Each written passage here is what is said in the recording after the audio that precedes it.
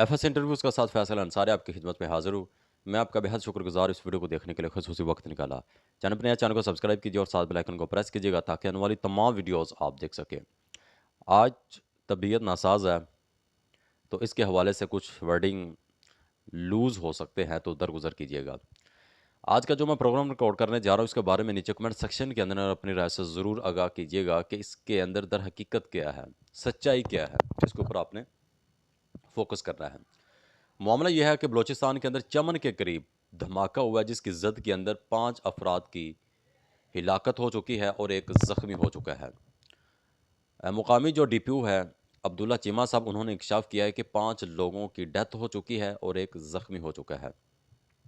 और इसी तरह बलूचिस्तान की जो दफ्तर खारजा है, वहाँ से भी इतलात आई है कि आपने फोर्सेस का मतलब कि फोर्सेस की जो टीमें हैं, उनके साथ आपने तावन करना है। आप ये बताएं कि कभी फोर्सेस के ऊपर हमला किया जाता है, कभी पुरअमन शहरियों के ऊपर हमला किया जाता है। बलूचिस्तान के अंदर, कोयटा के अंदर, पेशावर के अंदर ज़्यादातर धमाके वहाँ के होते हैं। कभी हम देखते हैं कि फोर्सेस के ऊपर हमला किया जाता है, कभी हम देखते हैं कि ट्रेन के ऊपर हमला किया जाता है, तो कभी हम देखते हैं कि जो ट्रांसपोर्ट है, उनको अपनी हिरासत में लिया जाता है और शहरियों को तशद्दुद किया जाता है और बाद में उनको शहीद कर दिया जाता है। आम शहरियों को शहीद कर दिया जाता है और अक्सर गाड़ियों को लूट लिया जाता है।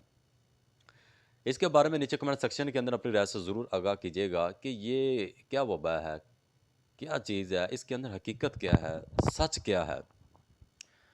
अपनी राय से आपने ज़रूर आगाह करना है कि बलूचिस्तान पुरअमन क्यों नहीं रह सकता, कोयटा पुरअमन क्यों नहीं रह सकता। इसमें कोई शक नहीं है कि हमारी पाक फ़ौज की बहुत शहादतें हुई हैं और बहुत ही वहाँ ऑपरेशन किए गए हैं, कभी किस नाम से, कभी किस नाम से।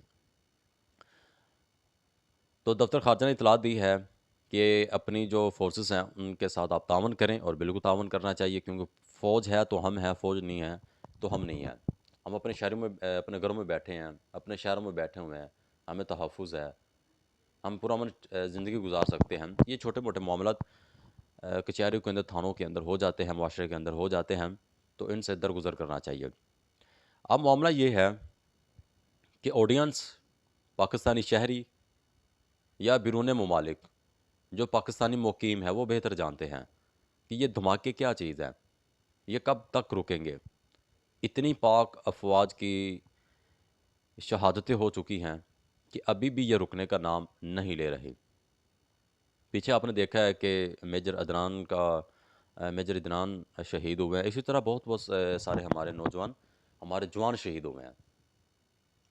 तो ये आए दिन उधर धमाके होते रहते हैं, कभी उलमा कराम के ऊपर, कभी गाड़ियों के ऊपर, कभी गाड़ियों को अगवा किया जाता है, कभी फोर्सेस के ऊपर हमला किया जाता है, जवानों को शहीद किया जाता है।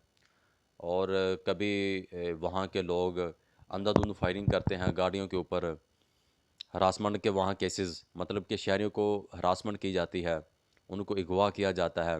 अगवा बराए तवान में वो मालियत की मालियत का ऐलान वो करते हैं कि हमें इतने पैसे भेजो, हम आपके शहरियों को छोड़ देते हैं। मतलब कि ये चीज़, इसके अंदर पता नहीं चलता कि ये चीज़ है क्या? ये मामला क्या है? ये कब तक रुकेगा? सच्चाई क्या है इसके अंदर? अब ये है कि अल्लाह ताला पाकिस्तान को पुरअमन रखे।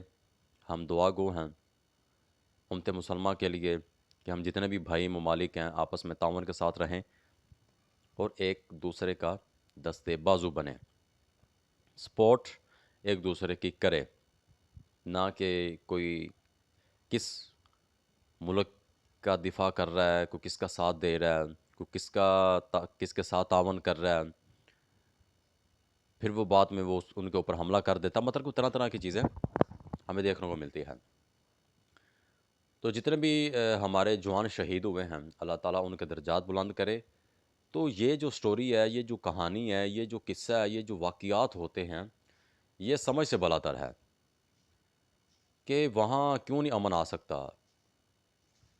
वहाँ क्या, कैसे बेहतरी आ सकती है? किस तरीके से बेहतरी आ सकती है? कैसे मुमकिन है? नीचे अपनी राय से आपने ज़रूर आगाह करना है। इसी तरह हमारे शहरी भी बहुत शहीद हो जाते हैं।